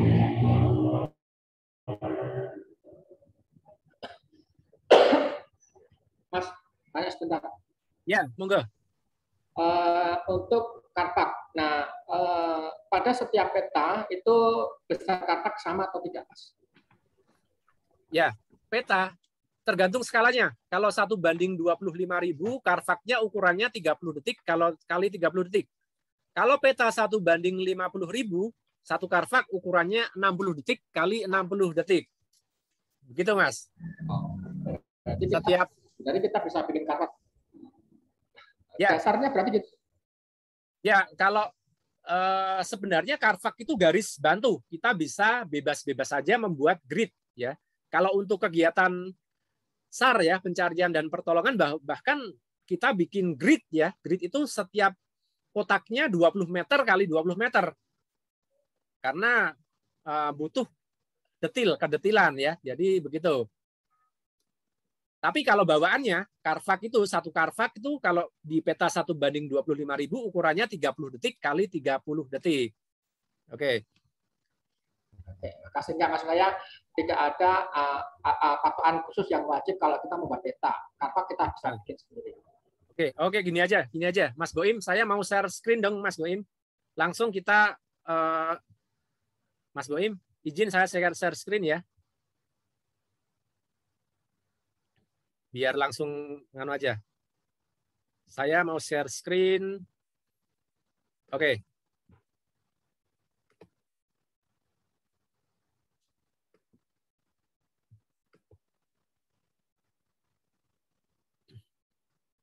Nah, teman-teman sudah print ini, ya? Sudah print? Print apa? Ini, latihan ini. Enggak ada. Nampak. Oh, itu ini. udah. Ya, sudah, ya. Tolong diambil, ya. Waduh. Sama ballpoint. Tas. Ya. Oke. Ini arahannya, ya. Biar teman-teman paham, kita pakainya peta buta aja, ya. Peta buta. Peta tanpa ada konturnya. Jadi cuman ada grid, ada koordinat, ya. Yang pertama, peta yang halaman pertama adalah peta dengan grid geografis. Itu ada derajat, menit, dan detik. Ya, seperti kita sudah hafal, ya, kita harus tahu bahwa garis yang horizontal adalah garis lintang. Sementara garis yang vertikal adalah garis bujur. Nah, ini patut teman-teman hafalkan juga bahwa kita di Indonesia berada di lintang utara dan lintang selatan. Teman-teman yang berada di lintang utara, di atasnya Padang ya, di atasnya Pontianak, Padang, itu berada di lintang utara. Kalau kita di Jawa, semuanya di lintang selatan, Lampung, Jawa, Balikpapan, terus Lombok dan lain itu di lintang selatan ya. Lintang selatan bahasa Indonesia LS, kalau ditulis di koordinat S south ya, kalau di Inggris S. Kalau bujur timur ya, kalau di Inggris E artinya east. Kalau di Indonesia BT, bujur timur ya, BT. Nah, ini coba teman-teman nah, ini saya jelaskan ya. Nah, ini adalah ada derajat 7 derajat 11 menit 30 detik. Nah, berarti setiap ganti karvak ya di sini ya. Di sini berarti 7 derajat akan bertambah 11 menit langsung ke 12 menit. Ya, 12 menit 00 detik. S ya. Oke, ini harus dipahami bahwa setiap pergantian garis ke bawah berarti derajatnya bertambah 30 detik. Karena kita berada di lintang selatan. Karena kita berada di lintang selatan, kalau ke bawah berarti bertambah. Sebaliknya kalau kita berada di lintang utara, ya peta ini berada di lintang utara, semakin ke atas semakin bertambah. Kalau kita di lintang selatan semakin ke bawah semakin bertambah. Ini. Coba teman-teman langsung aja yang lintang ini tolong ditulis ya. Berarti semakin ke bawah bertambah 30 detik. Nah, semuanya silakan memegang peta butanya. Setiap garis tolong ditulis. Ini ada latihan. Ini akan saya jelaskan besok latihannya. Yang jelas teman-teman sudah tahu caranya menulis angka pada peta buta ini, menulis koordinat.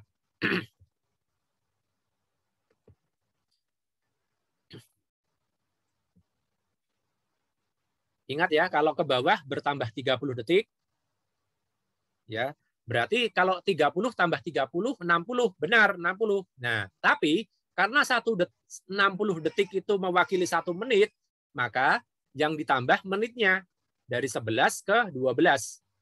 Sementara detiknya menjadi 0. Gitu. Nah, oke, kita lanjut ke bujur. Nah, ini bujur. Kita berada di bujur timur. Kita berada di bujur timur. Berarti setiap kita berganti ke timur, ya, setiap kita berganti ke timur, maka akan bertambah 30 detik. Satu karvaknya.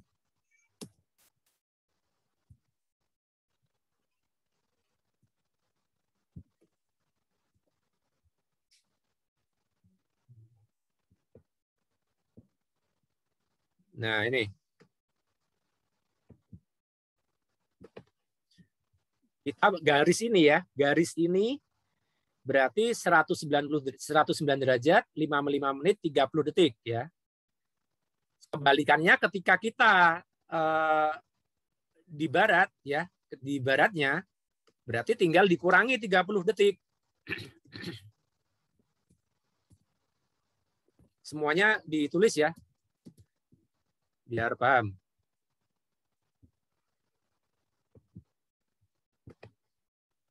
Ini. Seperti ini. Ya. Ini harus tahu prinsipnya. Prinsipnya harus tahu. Untuk menulis koordinat pada grid. Ini masih pakai grid geografis. Derajat, menit, detik. Ya. Oke, untuk ini ada pertanyaan yang menulis angka ini. Cukup jelas ya? Kak, mau tanya. Ya, silakan. Yang yang di kotak yang 1:25.000 itu jadi ditulisnya yang apa? Apa nggak ditulis? Yang sini ditulis aja nggak apa-apa. Sampai sini ini dicoret-coret aja nggak apa-apa. Itu ditulisnya berarti yang 7 derajat atau yang 9 derajat? 7 derajat. Semuanya ditulis ya. 7 derajat 12 menit sekian sama apa? Pokoknya intinya kalau yang horizontal itu lintang ya, 7 derajat. Ya, 7.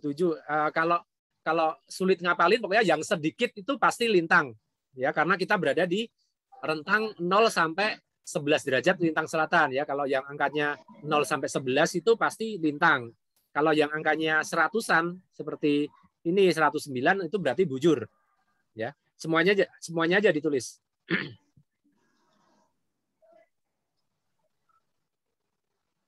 Oke. Mas. Ya, silakan. Ini kan untuk peta 1:25, jarak antar karvanya itu 30 detik. Ya. Kalau skalanya 1:50.000, bagaimana Mas? Masih tetap 30 detik jarak antar karvanya? Kalau Abang ada di Sumatera ya. Sumatera. Ya, di Sumatera Badan Informasi Geospasial hanya menerbitkan peta dengan skala 1:50.000, ya kan? Peta Abang 1:50.000 ya. Nah, benar. Itu satu karvaknya 60 detik. 60 detik ya? Ya, satu karvaknya 60 detik kalau 1:50.000. Jadi kalau misal mau mengolah petanya punya Sumatera yang lokasinya di Sumatera itu satu karvaknya 60 detik, Kak. Saya pakainya ini 1:25.000 berarti satu karvaknya 30 detik, begitu. Kalau prinsipnya sama. Hanya bedanya nanti pemakaian ini protraktornya. Nah, nanti kan ada yang 1:50.000. Kalau punya saya ini 1:25.000 nih, nggak bisa dipakai buat 1:50.000. Protraktor dan romer harus sesuai dengan skalanya. Oke, sudah ya. Kalau skalanya 10:10.000 dikali berapa? 1:10.000. 1:10.000. 1:10.000. 1:10.000 kalau Badan Informasi Geospasial hanya mencetak itu sepertinya cuma di Bogor, hanya peta perkotaan ya, peta perkotaan, dan itu memang karvaknya tetap 30, kecuali kita membuat sendiri, karena itu yang namanya karvak, prinsip karvak itu adalah garis bantu untuk melakukan plotting koordinat kita di peta ya. Kita bebas aja membuat grid-grid ya, grid-grid sesuai dengan keinginan kita. Misal tiap 10 detik atau tiap 5 detik misal untuk operasi yang kita butuh detail ya. Jadi itu selain peta dasar ya, peta yang dari RBI, peta dari Bakos Hurtanal yang 1:25.000 atau 1:50.000, kita bebas membuat grid-grid sendiri sesuai dengan keinginan kita ya. Gitu, Bang.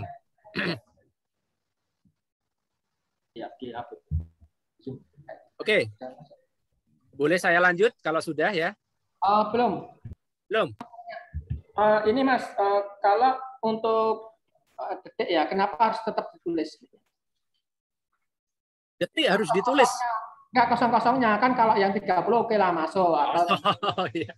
Mas, biar boleh, biar sebenarnya ini kan kita kan detail, kita butuhnya detail ya.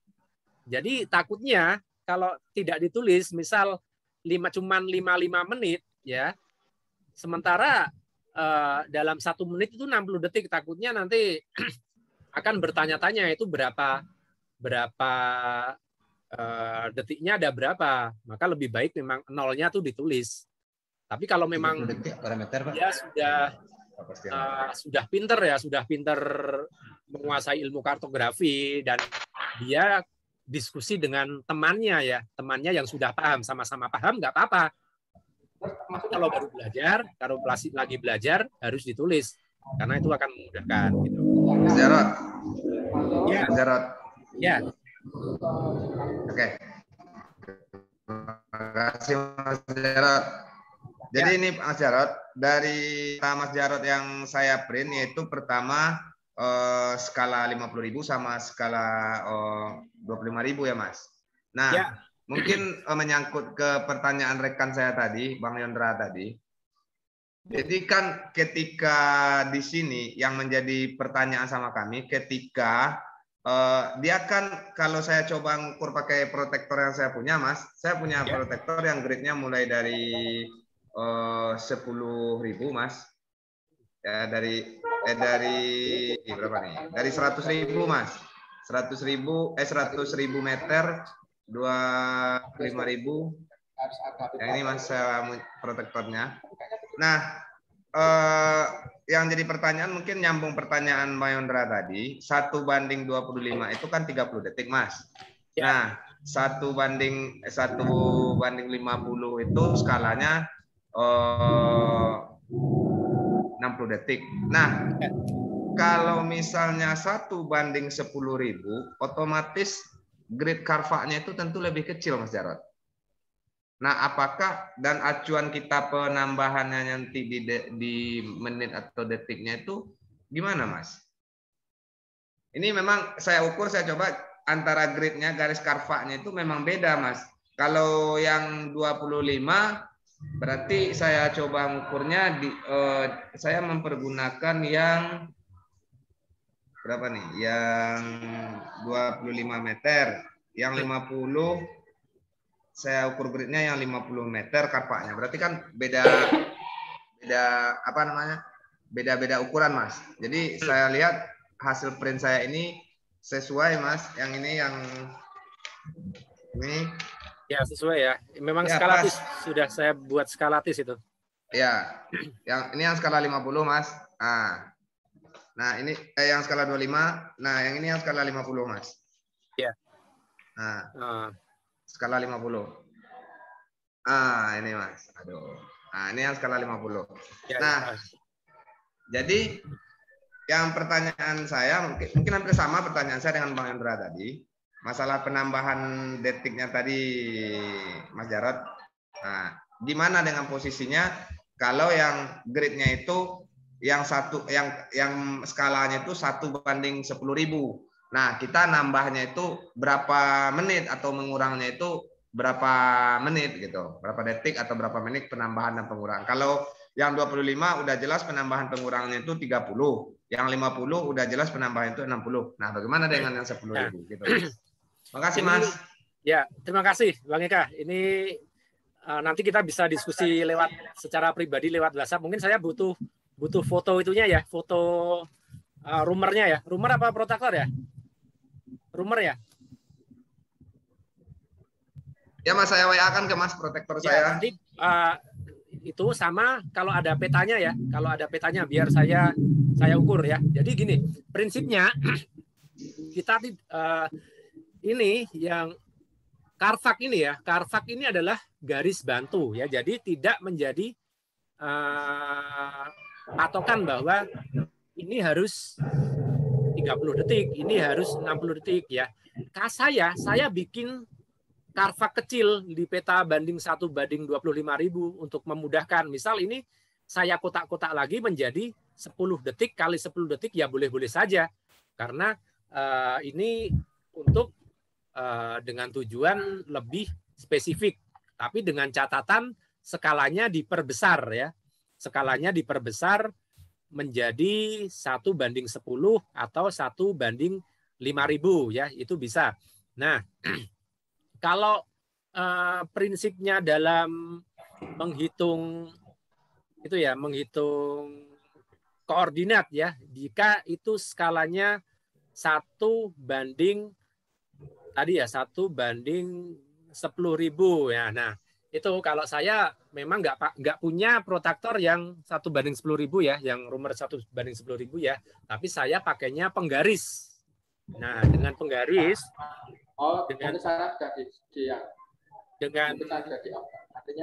dengan penggaris tersebut berarti kita bisa menghitung dengan perbandingan desimal. Misal tetap aja, misal di peta 1:10.000 tersebut Carfax-nya tetap 30 detik ya, tetap 30 detik. Berarti itu satu Carfax-nya sekitar 9,25 cm ya. Kalau Bang Eka punya peta ya, peta 1:10.000, peta banding 1:10.000 berarti 1 cm sama dengan 100 meter. Kalau memang dibuat satu Carfax-nya itu 30 detik, ya berarti 30 detik itu kalau dikonversikan di meter 925 meter. Nah, itu aja berarti satu Carfax-nya itu ukurannya ada 9,25 cm. Kalau saya pakainya masih pakai Carfax yang 30 detik ya. Tapi nanti coba saya lihat setelah sesi. Bang Eka ngirim ya? Sudah tak berikan, tapi besok benar apa?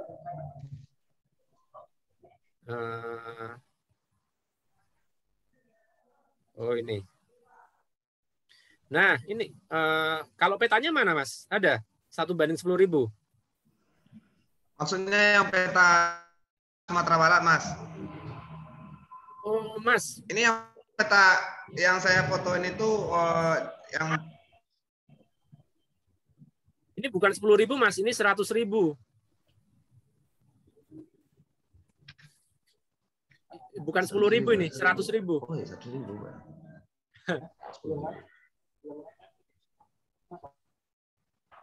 Nih, di protraktornya Bang Eka ini 100.000 nih. 1:25.000. 100.000 ya?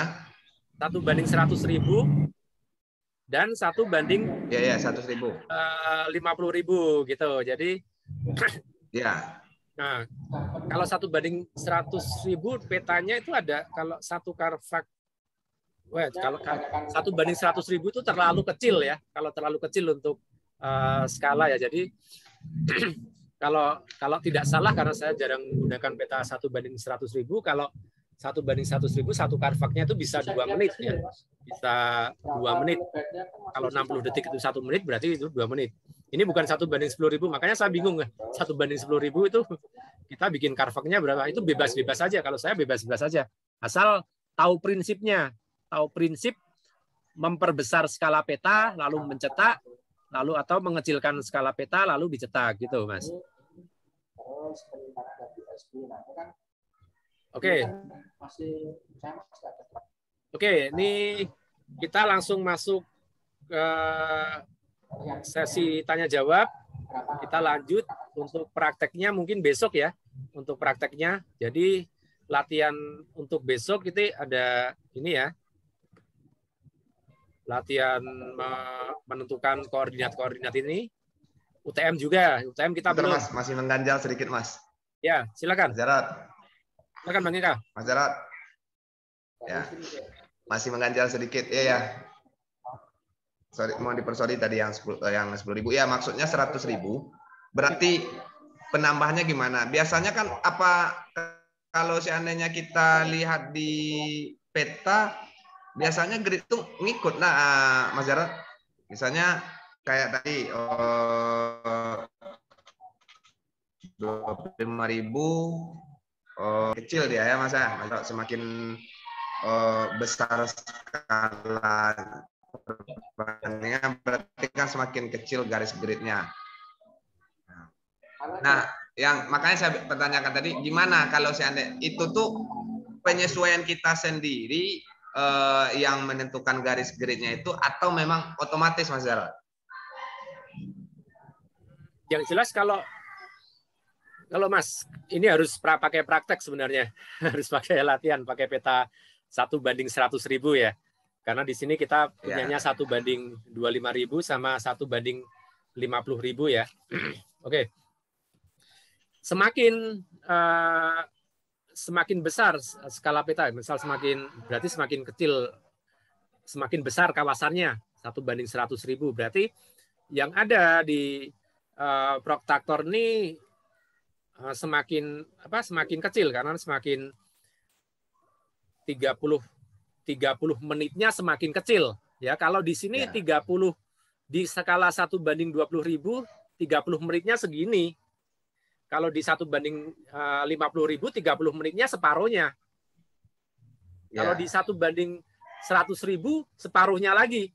Sangat kecil ya. Jadi itu hitungannya sangat kecil. Kalau kita mau membuat detil itu berapa koordinat lokasi tersebut, berapa derajat, itu sangat kurang akurat ya. Karena sangat kecil sekali ya. Kita antara 1 detik, 2 detik itu sangat kecil sekali. Jadi hampir sepersekian mili ya. Jadi itu akan sulit mengukur pakai protractor ya. Kalau peta 1:100.000 ya.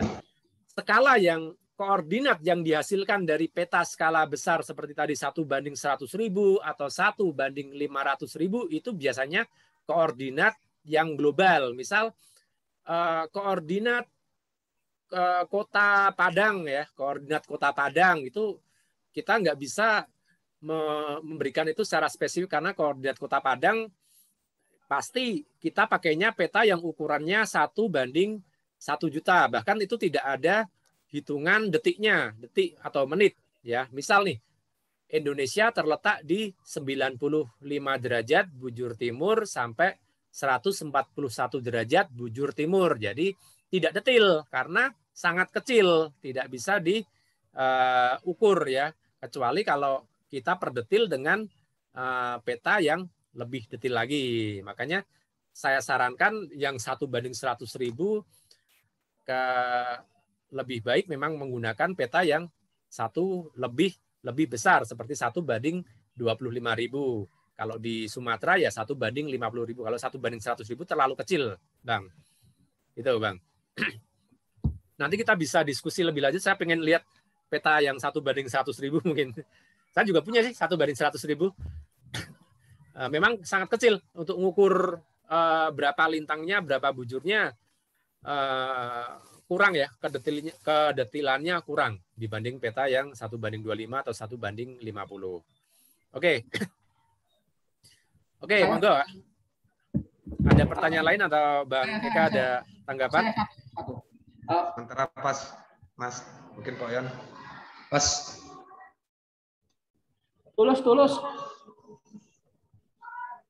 Tulus ngomong boleh nggak? Boleh Mas, monggo.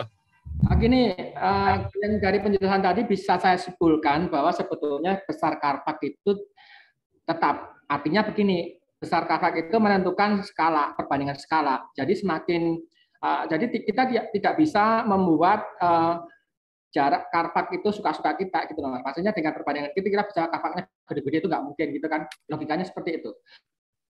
Tapi kita bisa membuat karpak dengan ukuran tertentu tergantung skala gitu kan. Dengan patokan tadi kalau 1:25.000 karpaknya adalah sekian gitu. Betul nggak? Nanti kalau perbandingan lebih lagi berarti 1:50.000 berarti 2 kalinya itu atau separuhnya itu gitu. Benar nggak? Iya. Kalau memang di peta dasar yang di peta keluaran Bako Surtalan memang itu kalau peta banding 1:25.000 satu karpaknya 30 detik. Kalau 1:50, 60 detik ya, dan begitu seterusnya. Karena gitu, kalau dasarnya gitu. Kalau mau ngolah sebenarnya mau diolah, mau pakai grid dengan ukuran berapapun tuh boleh-boleh aja. Ya asal tahu, paham. Kita bikin grid-grid yang lebih spesifik, lebih sempit itu jadi paham. Metodenya tahu kita mengolahnya. Oke, monggo. Ada pertanyaan lain?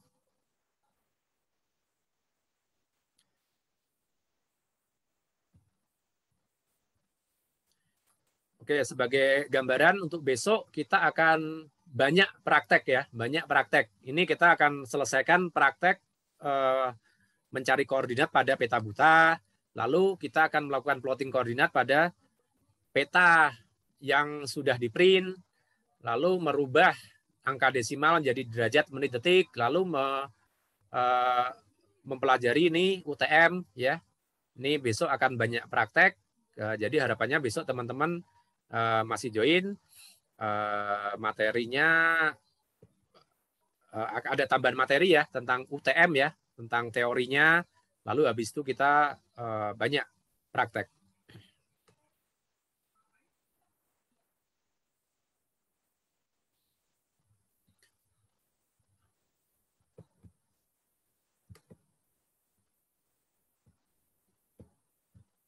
Oke, ada tanggapan? Ada pertanyaan?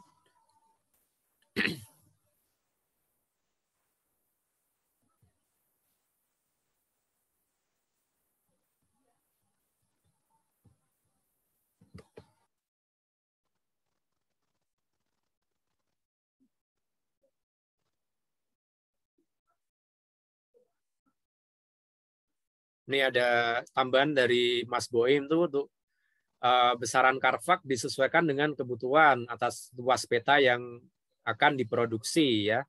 Misal peta 1:10.000, Carfax-nya ini luas daerah dengan skala 1:5 adalah 2 menit 30 detik kali 2 menit 30 detik ya. Oke.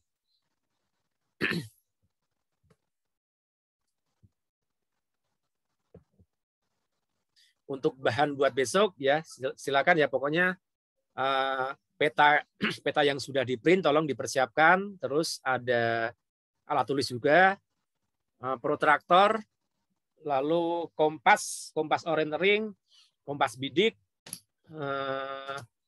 terus tadi peta buta ya. Jadi oke. Kita banyak praktek besok. Monggo kalau nggak ada pertanyaan, saya serahkan kembali ke saudara moderator. Oke, teman-teman, atas waktunya pada sore hari ini telah meluangkan waktu untuk belajar bersama. Saya sebagai sesama pembelajar ya, kita sama-sama belajar, mengucapkan terima kasih, mohon maaf atas segala kesalahan baik dalam pemaparan, dalam sikap saya, selama hari ini. Terima kasih. Salam Navigator Indonesia, salam pembelajar. Wassalamualaikum warahmatullahi wabarakatuh. Saya kembalikan ke saudara moderator. Ya. Waalaikumsalam warahmatullahi wabarakatuh. Terima kasih waktunya dan jangan lupa kita akan bertemu lagi esok dengan suasana yang lebih menyenangkan tentunya. Dan siapkan segala macam pertanyaan, apa yang ingin dikonsultasikan. Besok kita akan lebih banyak praktek, dan di Yogyakarta saat ini sudah terdengar adzan maghrib. Sebelum kita tutup, kita foto bersama dulu ya semuanya ya. Saya mohon untuk membuka kameranya semua. Oke, kok. Ya, saya coba ya. 1, 2, 3. Ini cuma cukup 1 kali karena. Oke, sekali lagi untuk bahan bersama. Oke, ya. Terima kasih atas waktu dan kesempatannya. Jadi jangan lupa besok dimulainya lebih awal jam 10. Gitu kan, tidak sore lagi. Terima kasih atas waktu dan kesempatannya. Sampai berjumpa lagi besok. Salam navigator, salam pembelajaran. Sampai jumpa lagi. Terima kasih, Matur nuwun.